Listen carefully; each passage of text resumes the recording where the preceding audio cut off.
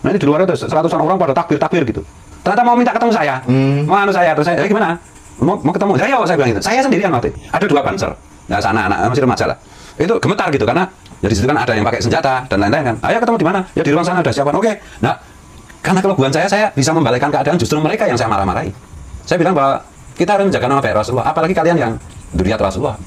Saya itu kan salah satu doa favorit saya itu yang diajarkan Imam Ghazali itu kan Allahumma rzuqni hubbaka wa hubba man ahabbaka wa hubba man yuqarribuni ila hubbikan gitu. Ya Allah, anugerahi aku cinta kepadamu, cinta kepada orang yang mencintaimu dan cinta kepada orang-orang yang mendekatkan aku pada cintamu kan. Nah, kalau orang itu yang paling mencintai Allah itu kan tentu Rasulullah.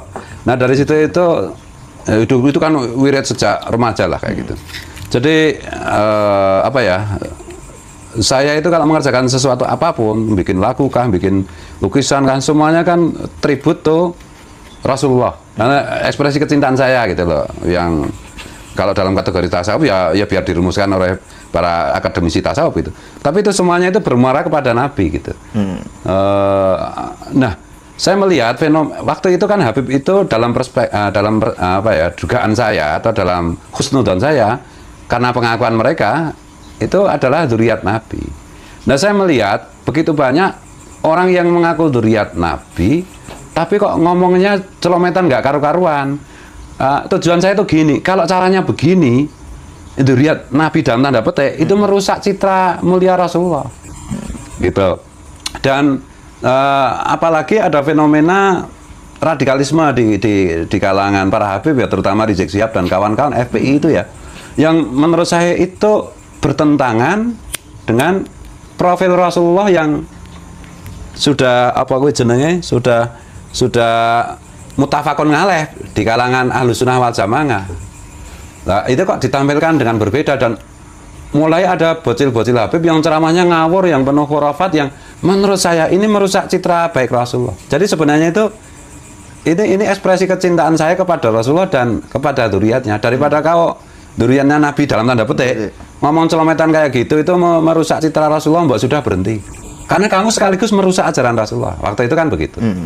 Dan sebelum-sebelumnya itu kan memang ada banyak konten yang saya tujukan ke mengkritisi sepak terjang Rizik Syihab yang menurut saya sudah mulai berbahaya untuk kehidupan berbangsa dan bernegara kita. Gitu. Saya di situ itu meskipun Rizik Syihab itu dalam tanda petik pura-pura menyerang Wahabi, tapi saya lihat itu kok style-stylenya, ajarannya itu ini di mixing antara Wahabi dan Syiah gitu. Saya memahaminya begitu. Kayak misalnya sedikit-sedikit mubahalah. Itu kan fenomenanya Wahabi itu. Kemudian sedikit-sedikit atas nama Rasulullah, dzurriyyat Rasulullah, darah Rasulullah, itu kan Syiah. Kayak gitu. Minta privilege yang berlebihan mengenai karena keterkaitan darah dengan Rasulullah. Nah, ini kalau begini caranya, saya berpikir bahwa Indonesia akan rusak, Islam akan rusak, NU khususnya pasti rusak. Nah, oleh karena itu ya, dalam keadaan kecintaan saya yang meluap-luap untuk Rasulullah, untuk umat Rasulullah, untuk dzurriyyat Rasulullah, dan untuk Pancasila Bhinneka Tunggal Ika, nah saya banyak membuat konten yang sejenis itu. Nah, ketika konten itu sebenarnya kan hanya sekitar 5 menit atau berapa, di puncak kejengkelan dan kecemburuan saya gitu. Ya, saya udah Habib itu semua berhenti karena memang saya lihat itu begitu. Bahkan waktu itu Lutfi bin Yahya pun saya sudah tengarai, ini nggak bener ini, nggak bener ini. Nah, dia mulai ngomong tentang makam, tentang ini, tentang loh kok nggak ilmiah kayak begini kan. Jadi sebenarnya makanya saya berani bilang bahwa di antara 100 Habib yang dakwah itu mungkin cuma 2 atau 3 aja yang benar gitu. Yang lain itu sesat ya. Nah, itu ternyata menimbulkan reaksi yang saya sendiri tidak duga gitu. Gus Wah sendiri nggak tidak menghitung akan terjadi sama sekali tidak. Apa sebabnya? Kan gini maksudnya gini. Di situasi saat itu ya, pembacaan saya adalah masyarakat itu tidak berani menyinggung klan Habib Alwi saat itu ya. Apa sebabnya kemudian Gus Fuad itu kok tidak menghitung akan terjadi semacam persekusi atau ancaman begitu? Karena kan Habib Alwi itu sudah masyhur mempersekusi, kemudian mengintimidasi begitu, terutama di sepak terjang FPI dan kawan-kawan lah gitu. Nah, kenapa kok tidak ada hitungan wah ini bakal ini nanti saya bakal diancam ini gitu. Karena saya mikirnya gini loh, mungkin karena lugu ya emang kiai kan harus lugu tuh. Nggak boleh politis, nggak boleh nipu kan, nggak boleh anu. Saya itu lugu banget karena saya merasa mencintai Rasulullah dan mencintai para habib. Karena persepsi saya waktu itu mereka itu memang benar keturunan Rasulullah gitu. Nah, sekarang terbukti ternyata bukan.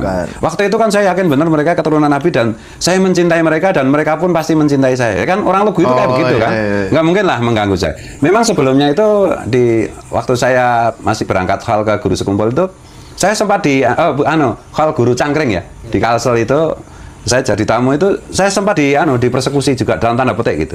Jadi ketika saya ngobrol-ngobrol begini dengan Muhyiddin guru sekumpul, Muhyiddin saya foto-foto. Nah ini di luar itu seratusan orang pada takbir gitu. Ternyata mau minta ketemu saya, mau saya terus saya, gimana? Mau ketemu? Ya saya bilang gitu. Saya sendirian waktu itu. Ada 2 banser. Nah sana anak masih remaja lah. Itu gemetar gitu karena ya di situ kan ada yang pakai senjata dan lain-lain kan. Ayo ketemu di mana? Ya di ruang sana udah siapkan. Oke. Nah karena keluguan saya bisa membalikkan keadaan justru mereka yang saya marah-marahi. Saya bilang bahwa kita harus menjaga nama baik Rasulullah, apalagi kalian yang dzurriyyat Rasulullah. Nah dari situ itu saya pede aja, enggak lah Habib itu sejahat apapun kalau dengan saya enggak lah, saya waktu itu di kalangan para Habib itu saya terkenal sebagai Presiden Muhyiddin masalahnya. Presiden Muhyiddin Habib. Surawal Istifadah. Ila hadratul maut. Ya itu. Nah makanya itu ya nggak tahu tiba-tiba ada persekusi seperti itu aneh juga gitu. Saya benar-benar excited gitu. Kok bisa begini ya? Itu. Dan itu kan didahului dengan saya itu didatangi orang Polres Bantul. Ini ada organisasi Islam yang minta klarifikasi tentang ini. Apa itu? Video itu. Iya, gitu minta dipertemukan. Saya kan marah. Saya balik kan, loh, Pak Polisi. Bapak itu kan harus menjaga Pancasila, menjaga Bhinneka Tunggal Ika. Nah, masa ada bajingan preman kayak begini, saya waktu itu juga nggak ngeh bahwa di situ itu ada Habibnya gitu. Saya pikir itu Islam radikal saja gitu. Masa difasilitasi, nggak sudi. Kalau memang konten saya melanggar hukum, suruh lapor, saya diproses, siap. Saya bilang gitu. Tapi janganlah bapak-bapak ini memfasilitasi bajingan. Saya kan mengutip kata-kata Gus Dur, itu organisasi bajingan yang kayak gitu.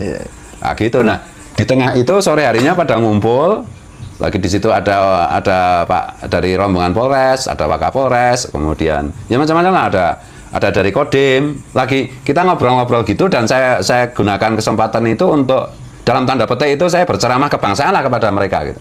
Jangan lemah kita, tentara jangan lemah. Polisi jangan lemah menghadapi kayak gitu, jangan pernah kalah kan. Nah tiba-tiba ada tamu datang itu. Tamu itu Habib dan ya Habib dan mukibulnya itu budaknya itu. Tiba-tiba datang assalamualaikum seperti di video itu. Lah mungkin kalau kiai lain mereka kan mungkin menghitungnya gini, kalau ada orang seperti mereka datang seperti itu, kiai kan santun. Nah, diam kan gitu. Saya kan enggak. Saya itu bukan kiai yang biasa masalahnya itu.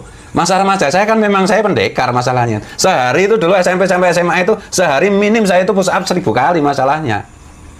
Nah dengan kayak begitu kan ya saya begini kan. Ya dia marah kan gitu. Marah apa? Nah ini teman-teman kepolisian dan tentara kan baru saja saya dalam tanda petik saya ceramai kebangsaan yang menggebu-gebu kan. Kalau saya ngomong kan selalu menggebu-gebu gitu.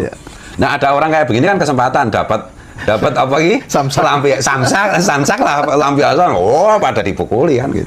Nah, ceritanya kayak gitu. Dan itu saya nggak menduga juga kalau ternyata segini. Saya itu nggak tahu loh atau tesis Kiai Mat itu. Tunggu dulu.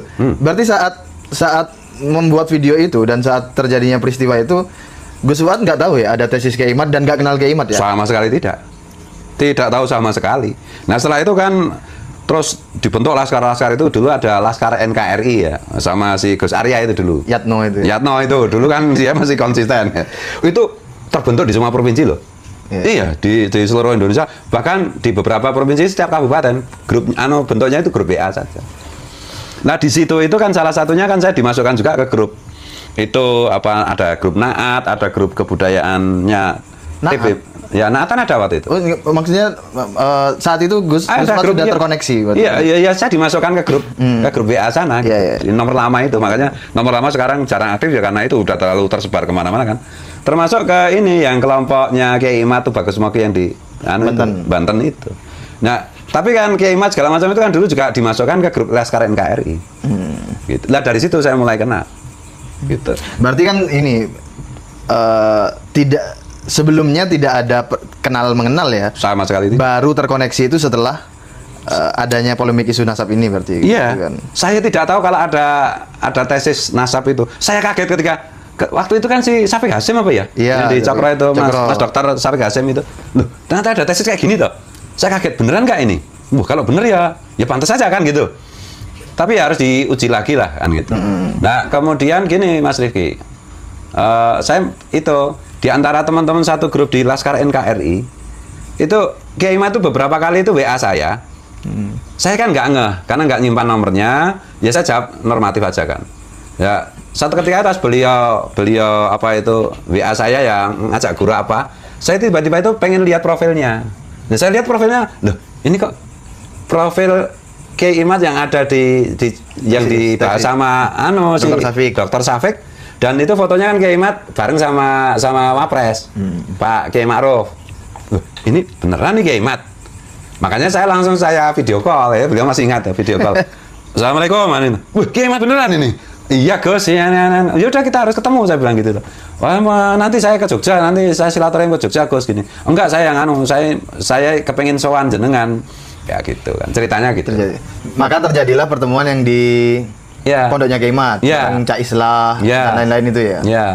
Nah, sebelum itu kan bareng Gus Fakih kan bahas DNA. Oh, itu setelah itu. Oh, setelah itu ya. Setelah itu. Lupa ya. Setelah itu saya belum kenal Gus Fakih waktu itu. Malah belum kenal. Belum kenal sama sekali. Ya.